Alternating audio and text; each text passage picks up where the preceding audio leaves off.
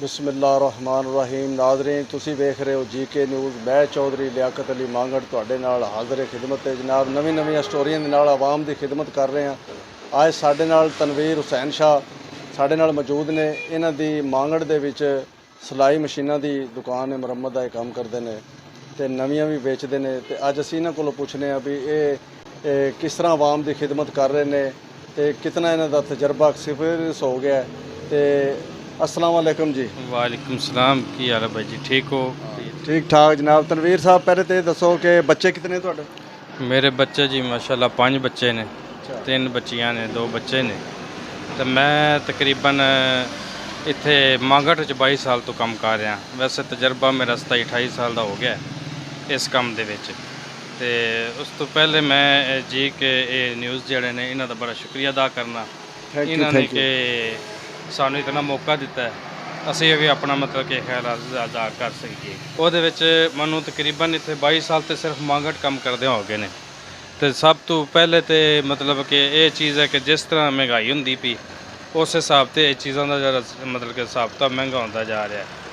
ਮੈਂ ਤਕਰੀਬਨ ਇੱਥੇ ਜਦੋਂ ਪਹਿਲੇ ਆ ਕੇ ਸ਼ੁਰੂ ਕੀਤਾ ਕੰਮ, ਕਮ ਸੇ ਕਮ ਵੀ ਜਿਹੜੀ ਮਸ਼ੀਨ ਮਤਲਬ ਕਿ ਨਾਰਮਲ ਸੀ ਉਹ 1200-1300 ਰੁਪਏ ਵਿੱਚ ਇਹ ਮਸ਼ੀਨ ਮਤਲਬ ਤਿਆਰ ਹੁੰਦੀ ਸੀ। ਇਸ ਟਾਈਮ ਉਹ ਹੀ ਮਸ਼ੀਨ ਇਤਨੀ ਮਹਿੰਗਾਈ ਦੇ ਵਿੱਚ ਆ ਕੇ 9000 8000 10000 ਤੇ ਪਹੁੰਚ ਗਈ ਹੈ।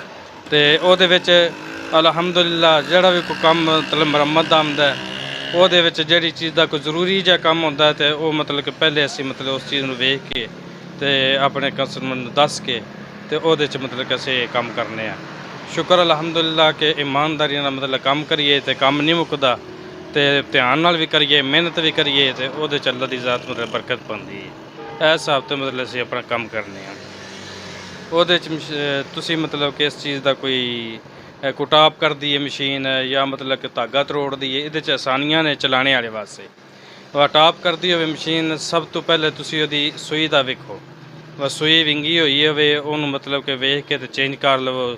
ਸੂਈ ਦਾ ਪੁੱਠਾ ਚਾੜਨਾ ਮਤਲਬ ਜਾਂ ਸਹੀ ਸਿੱਧੀ ਚਾੜਨੀ ਸਹੀ ਇਹ ਇhtiyat ਕਰਨੀ ਹੈ।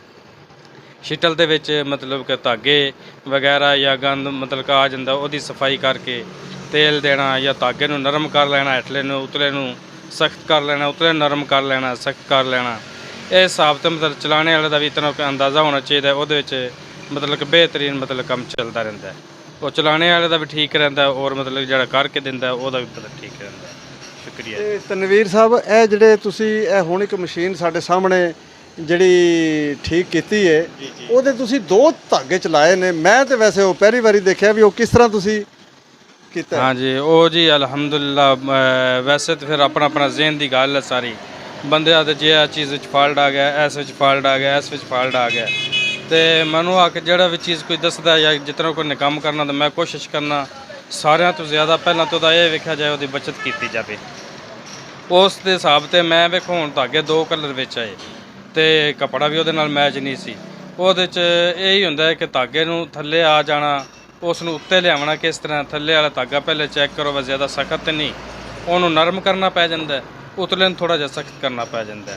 ਉਹਦੇ 'ਚੋਂ ਧਾਗਾ ਆ ਕੇ ਮਤਲਬ ਬਰਾਬਰ ਹੋ ਜਾਂਦਾ। ਅਗਰ ਜੇ ਉਤਲੀ ਸਾਈਡ 'ਤੇ ਵੀ ਉਹੀ ਚੀਜ਼ ਆਉਂਦੀ ਹੈ ਫਿਰ ਤੁਸੀਂ ਪਹਿਲੇ ਉਤਲਾ ਧਾਗਾ ਵੇਖੋ, ਜੇ ਸਖਤ ਹੈ ਤਾਂ ਉਹਨੂੰ ਨਰਮ ਕਰ ਲਓ।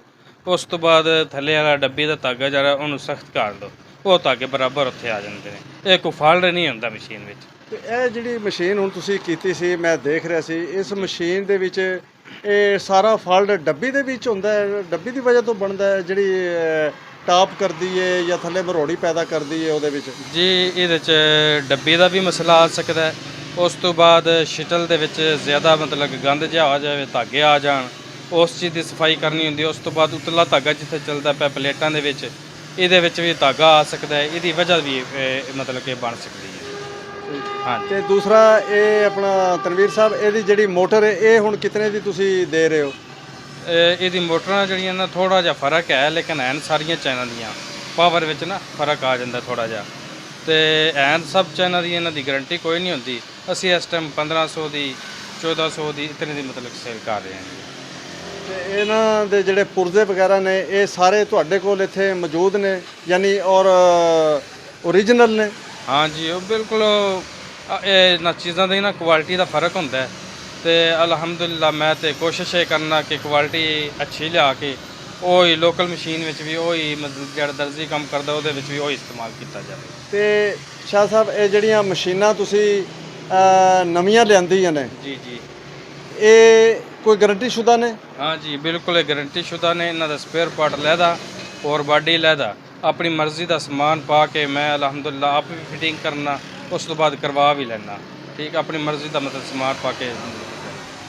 ਨਾਜ਼ਰੀਨ ਇਹ ਤਨਵੀਰ ਹੁਸੈਨ ਸ਼ਾਹ ਸਾਹਿਬ ਸਾਡੇ ਨਾਲ ਸਨ। ਇਹਨਾਂ ਦੀ ਜਨਾਬ ਇਹ ਮਾਂਗੜ ਦੇ ਵਿੱਚ ਦੁਕਾਨ ਹੈ। ਬਿਲਕੁਲ ਇਹਨਾਂ ਨੇ ਤਸੱਲੀ ਬਖਸ਼ ਗੱਲਾਂ ਕੀਤੀਆਂ ਨੇ ਜਿਹੜੀਆਂ ਕੀਤੀਆਂ ਨੇ ਤੇ ਇਨਸ਼ਾਅੱਲਾ ਇਹਨਾਂ ਕੋਲ ਆਓ ਪਿਆਰ ਨਾਲ ਧੰਮਲ ਨਾਲ ਖਲੂਸ ਹੈ ਬੜਾ ਮਿਠਾਸ ਇਹਨਾਂ ਦੀ ਜ਼ੁਬਾਨ ਦੇ ਵਿੱਚ ਔਰ ਬੜਾ ਅੱਛਾ ਕੰਮ ਕਰਦੇ ਨੇ ਤੇ ਇਹਨਾਂ ਕੋਲ ਨਵੀਆਂ ਮਸ਼ੀਨਾਂ ਵੀ ਨੇ।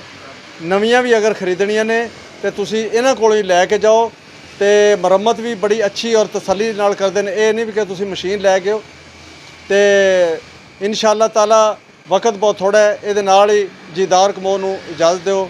ਓਕੇ, ਖੁਦਾ ਹਾਫਿਜ਼।